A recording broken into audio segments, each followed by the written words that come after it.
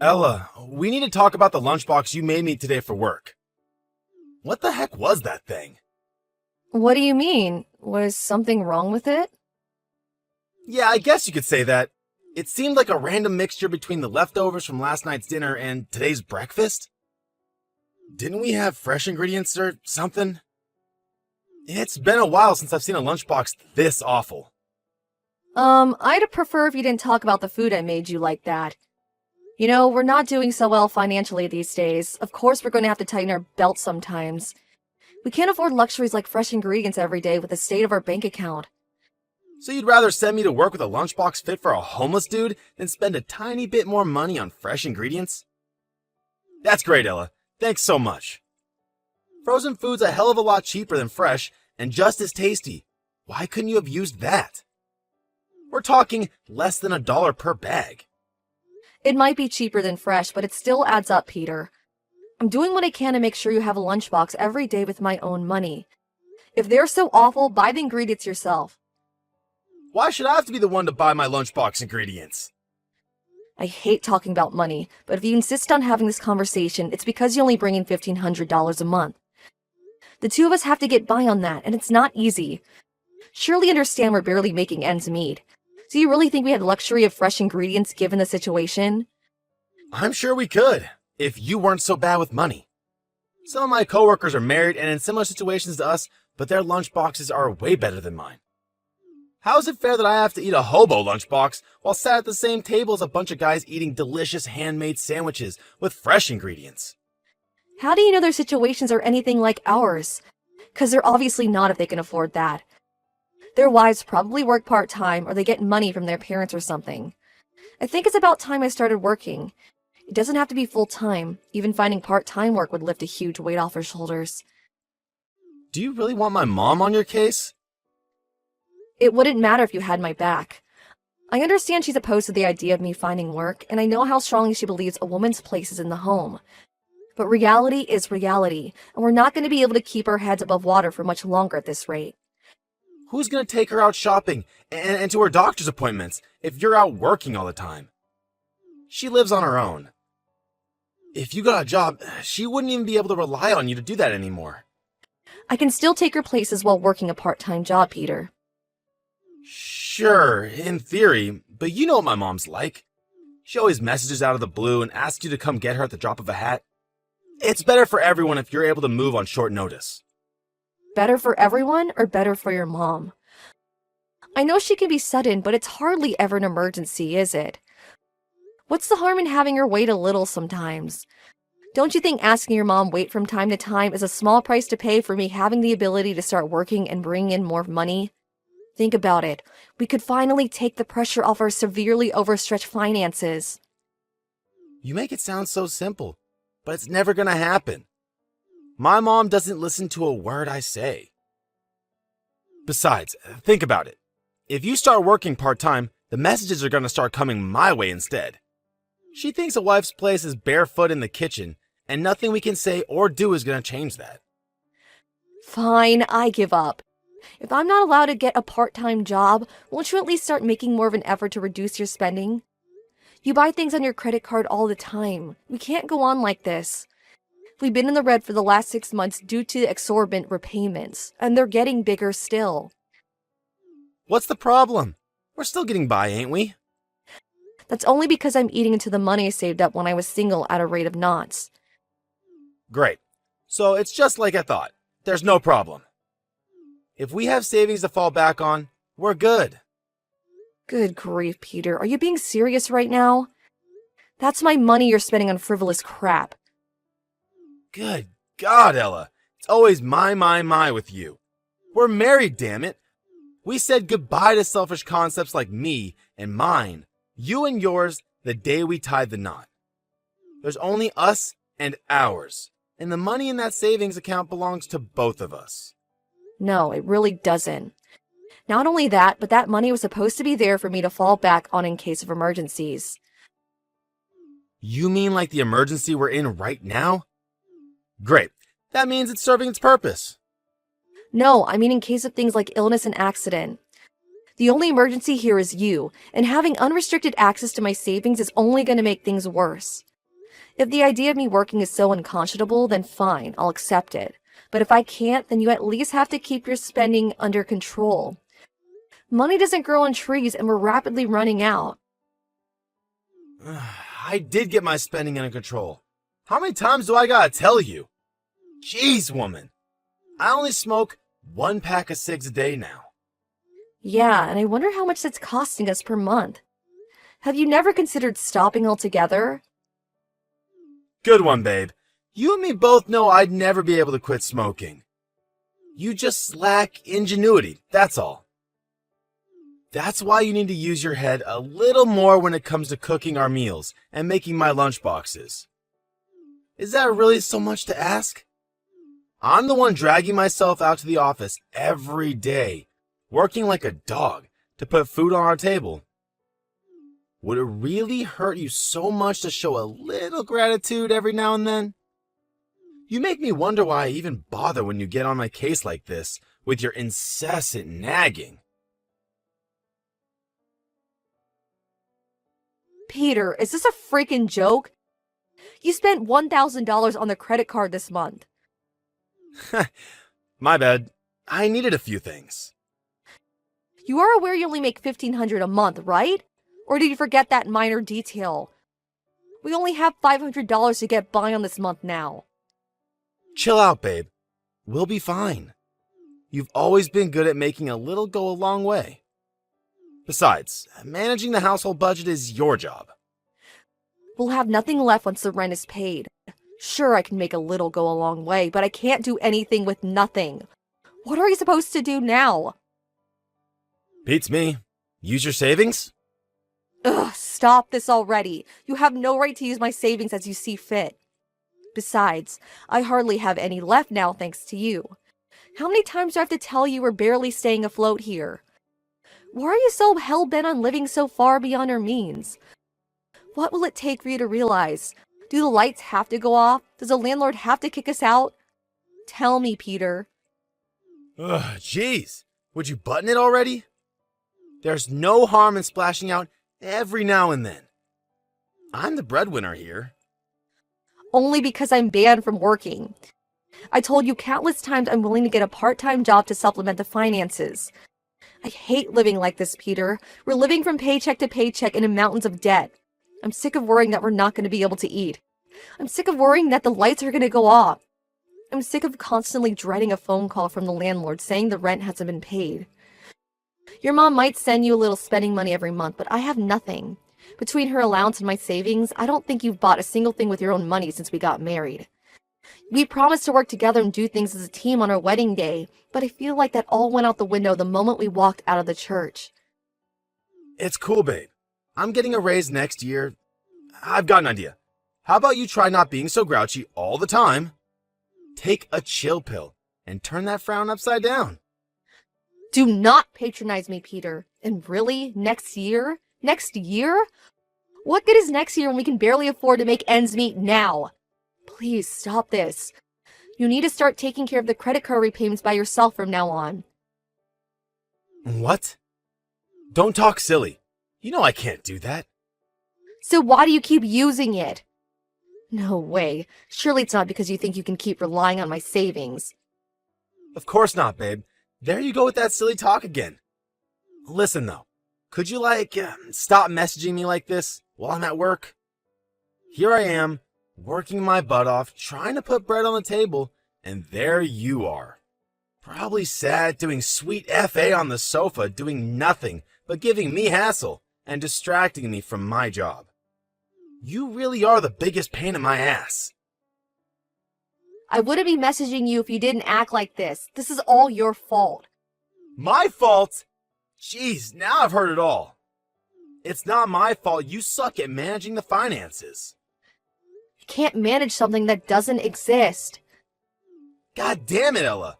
It's always money, money, money with you. I'm sick of discussing this crap. This conversation is over. No, it is not. Mark my words, we'll be discussing this again when you get home. And you mark my words. I'll lose my rag if you try springing this crap on me when I get home from work. I'll be tired and want to put my feet up. Why are you like this? The only reason my lunchboxes look like they were made in the back of a garbage truck, and the only reason we have no money, is because you suck at managing the finances. I'm keeping up my end of the bargain by getting up early and showing up at the office every day. But you, no, all you do is nag, nag, nag. You get all sassy up there on your high horse when you talk about how we're supposed to be working together as a team. But the only one not doing their job is you. You're a grade A hypocrite, and I've had it with you. Don't you dare ever try to discuss money with me again. How can I manage the finances when you spend all of our money before I even get to see it? What do you suggest we do if you're not willing to stop spending like a moron? You will watch your tone when you speak to the man of the house. This is your last warning. How many times do I have to tell you it's your job to figure out how to make ends meet? Try using your brain for once. You see stories about people who get by on $100 a month all the time on TV. You just lack ingenuity. You really shouldn't believe everything you see on TV. That's $100 disappears on the rent before we even get to see it. My God, do you ever shut up? You're like a broken record. I'm sick of you. I ain't coming home today. What? Where will you go? Your mom's house? Shut your mouth. I didn't say you could talk. I'm done speaking to you. Peter, I'm at the bank right now, but your salary hasn't gone in yet. Is there any reason to be late this month? Oh, it's too late. I just took it out already. What? Why? Are you going to give me it later? Nope. I'm done paying our living expenses. Excuse me? What's that supposed to mean? I gotta spell it out, huh? It means I'm not gonna be giving you any more money to cover our monthly living expenses. At least for the time being. What? What the heck are you talking about, Peter? Are you drunk? How are you supposed to live without that money? You'll figure it out somehow. Just use your savings or something. Is this a joke? I already told you I hardly have any savings left. Which means you still have some. You managed to keep on top of everything until now, didn't you? You just keep doing what you're doing. You have no idea how much it grinds my gears when you keep complaining and nagging at me to stop spending when it's obvious we still have money left. I'm not going to be able to keep up what I've been doing without your salary, Peter. I'm really not joking. Are you doing this because of that fight we had? You're pretty cocky for a parasite. Maybe this will teach you to show me more gratitude. Wow, so I'm a parasite, am I? Duh. You don't have a job, and you sit at home doing nothing but eating my food. What are you if not a parasite? It's the perfect word to describe you. I do nothing? Don't be ridiculous. I do the housework. I act as your mom's personal driver. I work very hard to keep everything in order while you're at work. And I sure as hell don't sit at home doing nothing but eating your food. Good for you, babe. Want a pat on the back? Shame none of that puts any money in the bank, huh? You're pretty arrogant for someone who doesn't earn a single cent. How am I being arrogant? Because you have the nerve to preach at me, despite the fact that without me, you wouldn't be able to live. Never bark orders at me again, woman. I don't want to hear another word about save money this or stop spending that. It's time you learn to know your place in this household. Do you think I enjoy doing that? I wouldn't have to say any of it if you did something about our dire financial situation. You seem to be having trouble understanding my position as the supreme authority in your life, as the man of this house. How are you going to make it up to me? Get down on your knees and beg for forgiveness when I get home? I can't take this anymore. What's that supposed to mean? I'm sorry. Ah, an apology. I'm glad to see we're finally making some progress. Now you're going to swear an oath never to defy me again. Here's what you're going to say. Peter's word is law. Peter is my Lord and Master. Peter is the supreme authority in this household and of my life. I will never disobey Peter again for as long as I live. I can't wait to get home. This should be good. I'll reconsider confiscating my salary if you fix your attitude and start showing me the respect I deserve. Your choice, babe. What the heck do you think you're playing at, woman? Why aren't you at home? Why isn't my dinner on the table? Did my mom call you or something? Nope, I left. What? Weren't you just about to apologize and swear an oath to me? I did what I had to do. Did you throw a tantrum and leave the house just because I stopped paying the living expenses? You're cutting your nose off to spite your face. Stop being so stubborn and come back and apologize. I'm the breadwinner in this marriage. The only one who will suffer because of this is you. Let's see how long you can keep this up. How are you going to get by without me, parasite? I'll be fine. Your future looks bleak, though. You should start worrying about yourself. What are you talking about? The only one who will suffer as a result of these stupid games you're playing is you. Why would I suffer? Because without me, you don't have any money or a place to live. How do you plan on getting by? Your parents are dead. You have nowhere to go. You really don't have to worry about me. I already found a job and a place to live. Huh? Say what now? I've been job hunting for a while now. The timing couldn't have been better. Job hunting?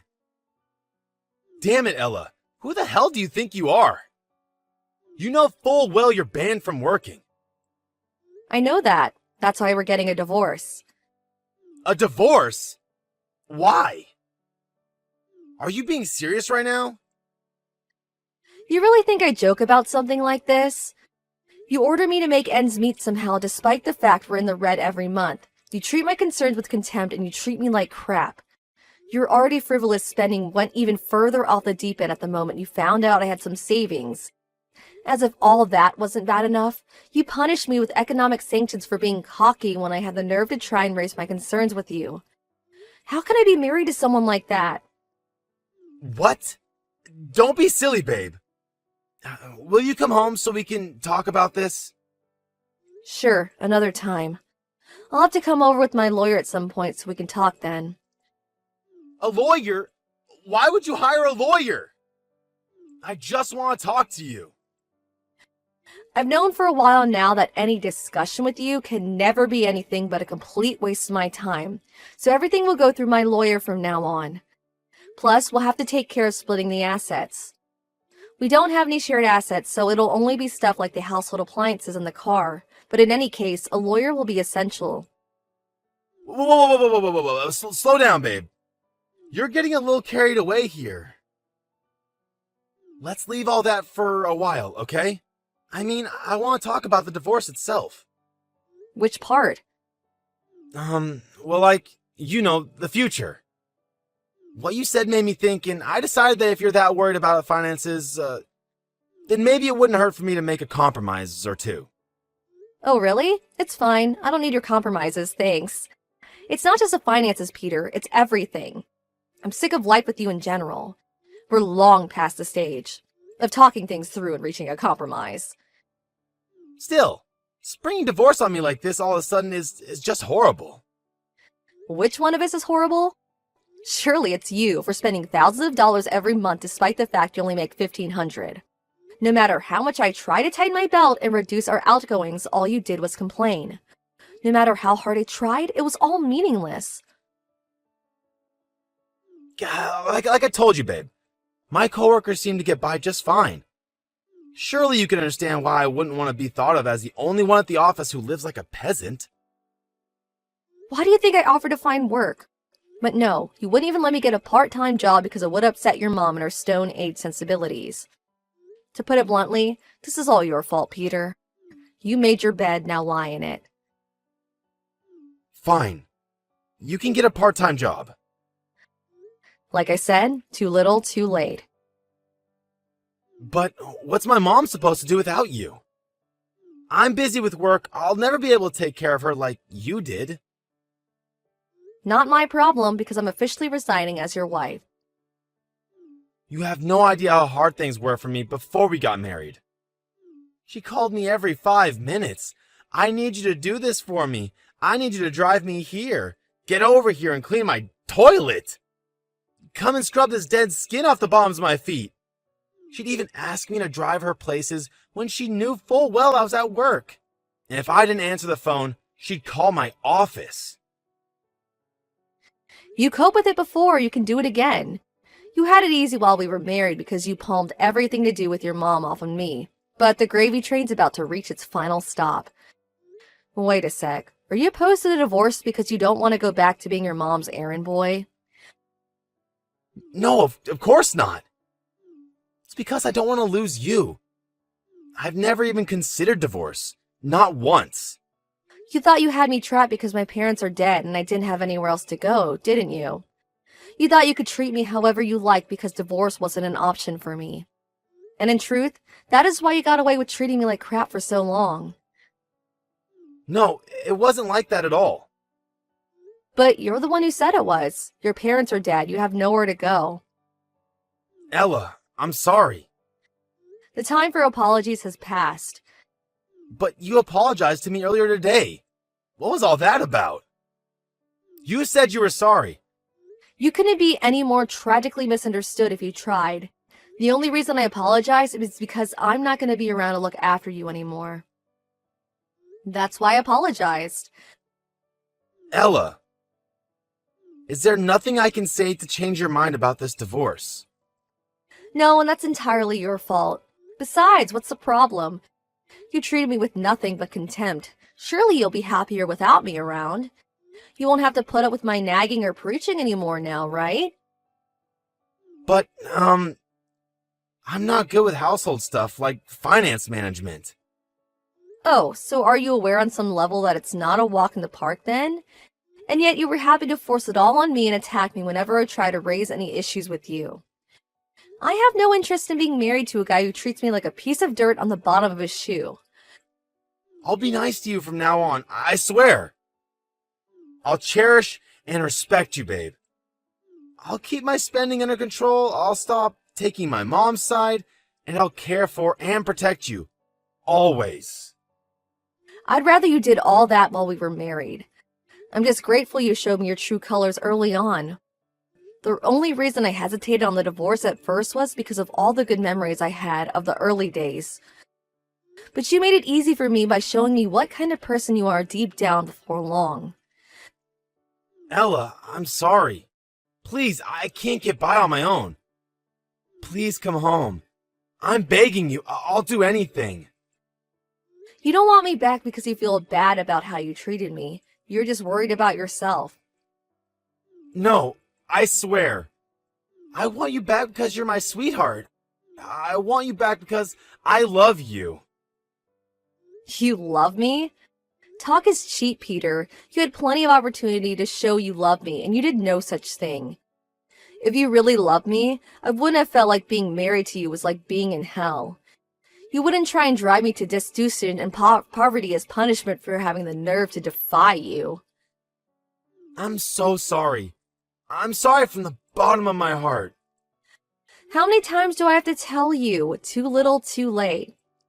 Oh, that reminds me. This month's rent hasn't been paid yet. There's no money left on your credit card either. What? But I only have $800 of this month's salary left. Not my problem. You're the one who spent it. Oh yeah. What was it you always used to tell me? You're just lacking ingenuity. I'm sure you'll come up with something if you use your head. There are people who get by on $100 a month after all.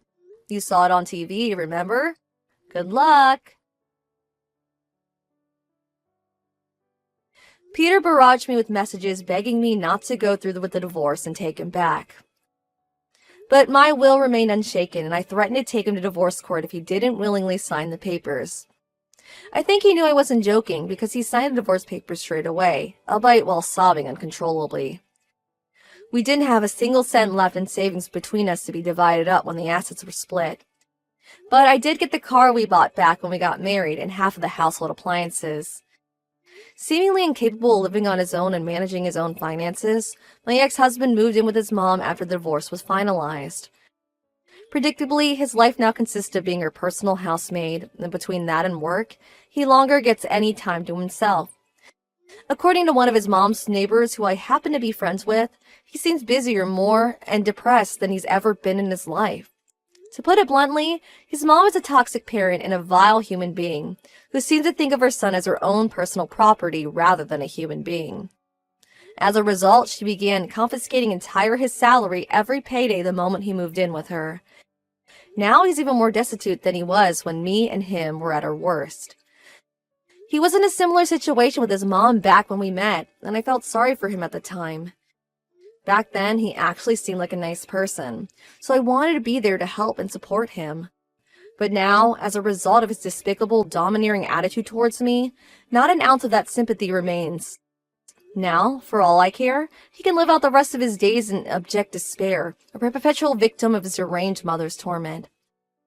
I found a job with a company that provides accommodation to its employees just before I divorced Peter.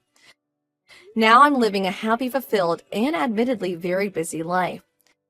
Since I live in a company dorm, I'm able to keep most of my salary, and the workplace culture is fantastic. Everyone there has been super welcoming and friendly.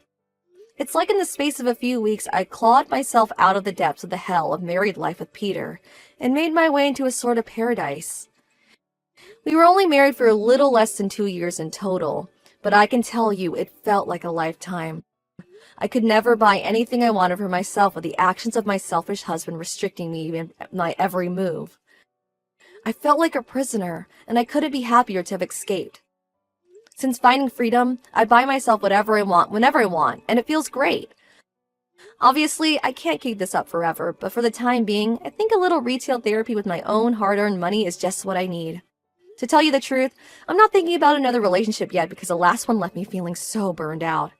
But if I do find a nice guy to settle down with, I'll make sure he understands the value of money. There are some mistakes you don't make twice. I know that money isn't everything, but it's an undeniable truth that good financial management can be the difference between a happy, comfortable life and a living hell. Having experienced the latter, I'm now more conscious of the importance of budget management than ever, which is why I intend to build my future on a solid foundation of sensible spending and moderation. Still though, I'm only human, so of course I'll still treat myself every now and then.